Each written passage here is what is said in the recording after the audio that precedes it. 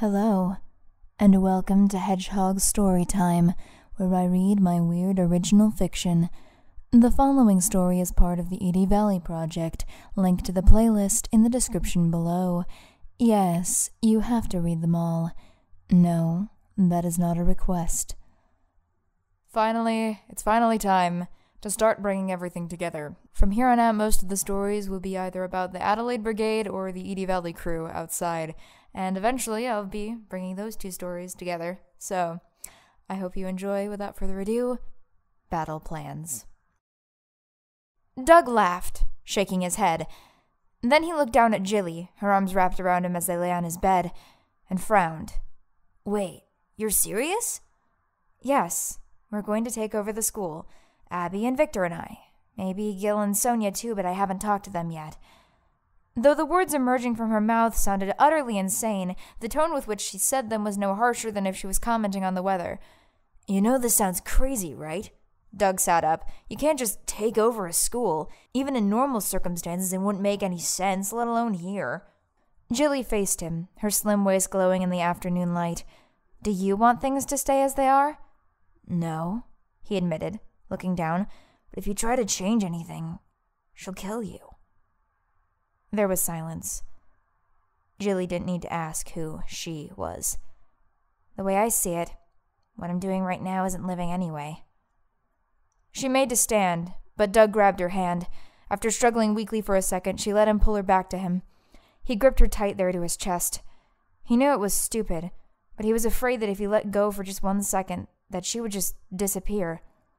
"This isn't going to change my mind," she said.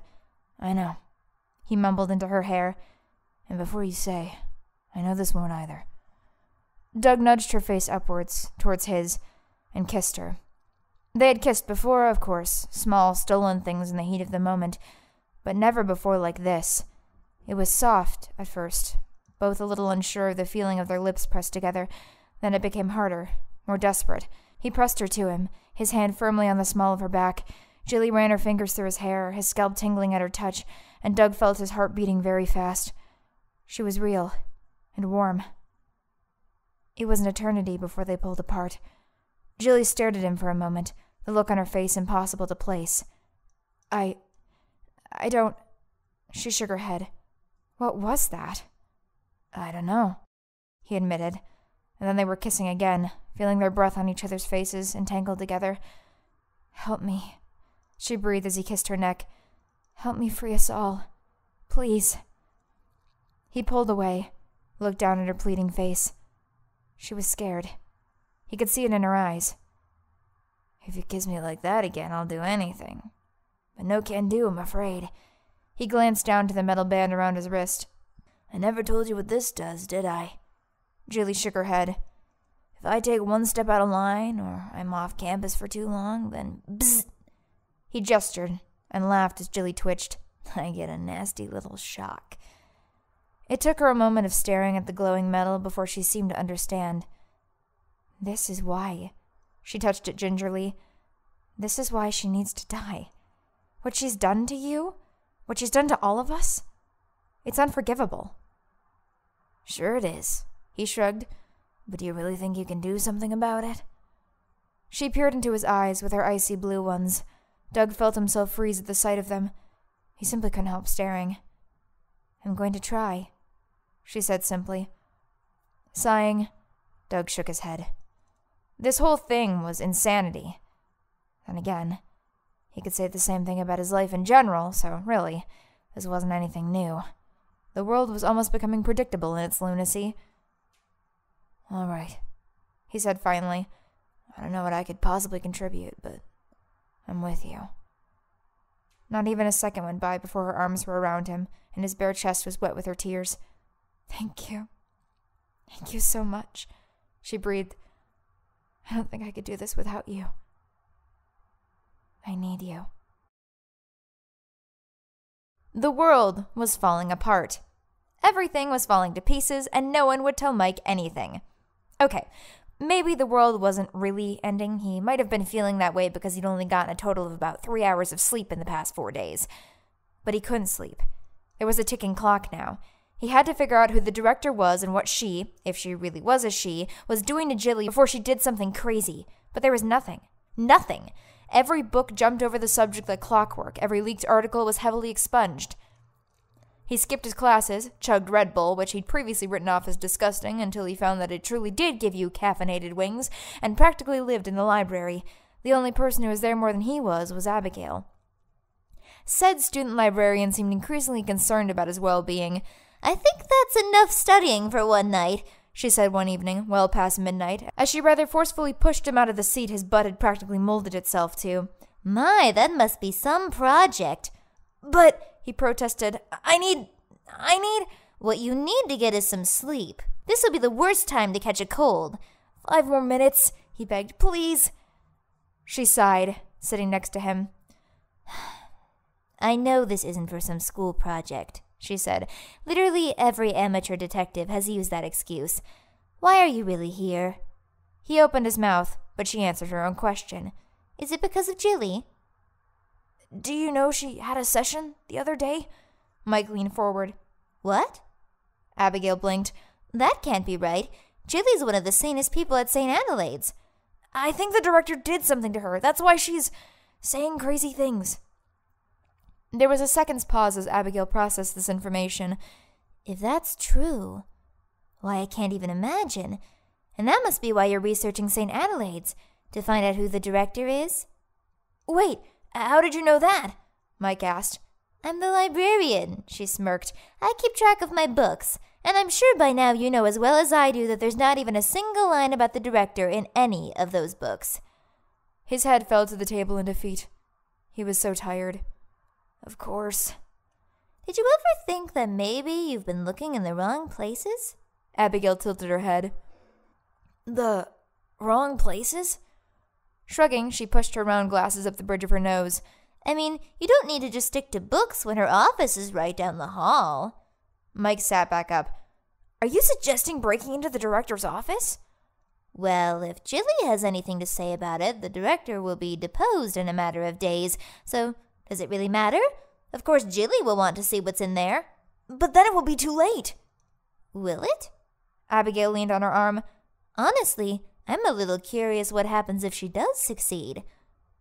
"You want me to use Jilly," Mike began slowly, "to save her?"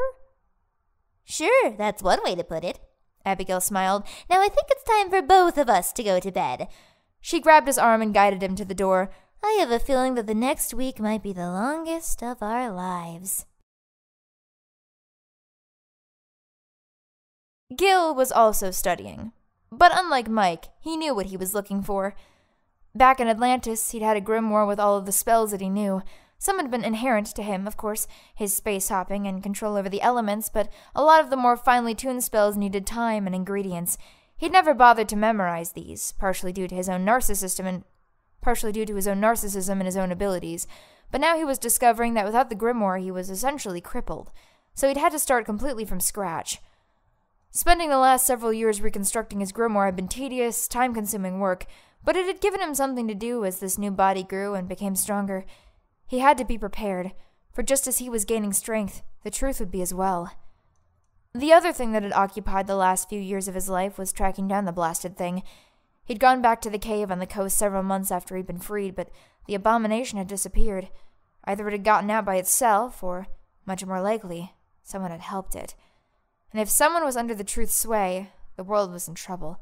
Whoever it was, they had managed to retain their individuality thus far, seeing as the world still hadn't ended, but they wouldn't hold out forever. Which was why he needed to find it as quickly as possible. He'd found a surprising ally in the form of the internet. At first, it had seemed such an alien host of eldritch complexity that he avoided it like the plague. But then in the 6th grade English class, the education overlords had deemed paramount to his further growth, a project had required him to do research for a laughable essay about your favorite animal, and he discovered that it had its uses. Eventually, with the help of some rather strange characters he met in a forum, one of whom insisted she was a dragon, he'd managed to track the truth to an American suburb called Edie Valley. From there, it was only a matter of acting strange enough to get himself sent to the school there. For Gil, that hardly proved a challenge. And now he was here, and something was coming. He could feel it. Gil was running out of time. He needed Morna. But regardless of how many books he read, how many forums he inquired upon, he couldn't find any usable information on his and Sonia's condition. According to one witch, who he was mostly positive was legitimate, it was unprecedented even. He had never told Sonia about it. He didn't want to scare her. Truth be told, she more often scared him. She told him of dreams and ghostly appearances. It was Morna. She was trying to get in just as he had, but he didn't know how to help her. And there was that small part of himself, the one he told himself wasn't there at all, that didn't want to watch Sonia go. All he could do was watch the struggle. He was close to giving up. Victor glanced around his dorm room, filled from wall to wall with gizmos and gadgets. Julie had filled him in on his part of the plan, and now he was digging through the bits and pieces of his past constructions, trying to distinguish what would actually be useful. He had his older stuff in the far corner of the room, at least the things his parents had deemed safe enough for him to take. They were mostly bits and bobs off of much bigger machines, Rube Goldberg-esque inventions. As a kid, he dreamed of having machines to do everything for him so he could sit and play video games all day. Of course, he'd eventually grown out of that phase, and he'd scrapped several of his past attempts for parts. This stuff was mostly useless. Progressively towards the other wall, the machines began to evolve into more robotic machinations. At first they were more helpful. Over there on top of his dresser was a drone he'd modified to whisk eggs, but more and more they became more, well, deadly. He didn't really know why that's where his mind always went. His mother claimed his degeneration was caused by violent video games, but no one else he knew had put down Call of Battlefield 4000 and proceeded to make a death chamber in the basement. Not that he'd ever intended to make use of it. He just wanted to see if he could get it to work. Of course, his parents had flipped. That was the first time he'd been taken in for an exorcism. Victor shuddered to himself. He didn't like to think about that afternoon. In fact, now that his mind had gone down that road, he found that this whole side of the room was making him queasy. He'd found some good stuff that he could install quickly. That would be good enough for now. Besides, he needed to go down to the shop to modify a few things. He might as well spend some time on his ongoing project. It was that first exorcism that had gotten him thinking about life and the creation thereof. Again, he wasn't insane or unstable, just curious. He wanted to see if it was possible. Could something so crazy really exist? He didn't feel quite normal again until he was down in the shop with his lab coat on. Victor took a calming breath and reached down to pull back the sheet which covered his project, until he heard the door open with a metal ch-chunk and let the plastic fall again. "Victor?" came an unmistakable voice, and Victor relaxed, even smiled a little. "Hi, Abby." She peeked her owl-like visage around the door, and seeing that he was alone, slunk inside. "How's the preparations?" she asked, grabbing his arm. Oh God, she was touching him. She had done this before, of course, but every time his heart did the same esoteric series of leaps in his chest, and now he was going to start stuttering, or his voice was going to crack, or something even more embarrassing was going to happen. "It's..." He cleared his throat. "Going well. I've got almost everything I need. Just a few modifications, and I'll install most of it tonight, after the teachers have left for the day." "What about those creepy psychiatrists, though?" Abigail blinked up at him. She was worried about him. Victor was pretty sure he was going to start floating off the ground soon. "Gil's offered to give me some cover, though I've got no idea what that actually means." "Good," Abigail smiled. Then she reached up to touch his cheek, and he downright froze. "That means you have a free minute, then." Only one thought ran through Victor's mind as she pressed herself against him. Oh, shit. They were all assembled in Julie's dorm room. It was a bit cramped. Abigail was literally sitting in Victor's lap, but they had all managed to squeeze in somehow. Julie glanced around the room, taking stock of what she had to work with. Gil and Sonia, distractions. She didn't know exactly what they had planned, but she had to admit that together they were rather distracting. Victor, incapacitation. His job would be to dispose of the psychiatrist that worked as the director's hands. Abigail, lookout. She'd keep everyone updated on the operation's progress. Doug, emotional support and sounding board. And then there was Jilly. While all of this was going on, Jilly was going to find that bitch, the director, and take her down. Jilly opened her mouth to lay all of this out when there was a knock at the door. Everyone froze.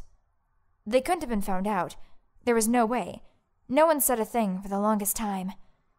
"I know you're in there," said a voice from outside. "Come on, let me in, please." Relaxing, Jilly let out the breath she'd been holding. It was only Mike. She stepped over Gil and Sonia, who were sitting on the floor, and opened the door a crack. He began speaking before she could even open her mouth. "I want to help." Oh no. She'd been afraid of this. Though Mike wasn't that much younger than the rest of them, Jilly couldn't help thinking of him as much more, well, innocent. Maybe it was because he wasn't absolutely fucked up like the rest of them. He still had a chance to get out of this unscathed. Mike, she began, I don't know. Come on, please, he begged. If you keep me out of the loop, I think I'll go insane. If you all might die tonight, or worse, I want to go down with you all. You're my friends.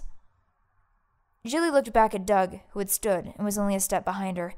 He paused, and then, finally, looking exhausted, he simply shrugged. All right, she said. Come on in. Thank you, he smiled. But it wasn't until she opened the door fully that she saw how rough he looked. His skin was pale and sallow, which made the large bags under his eyes even more prominent.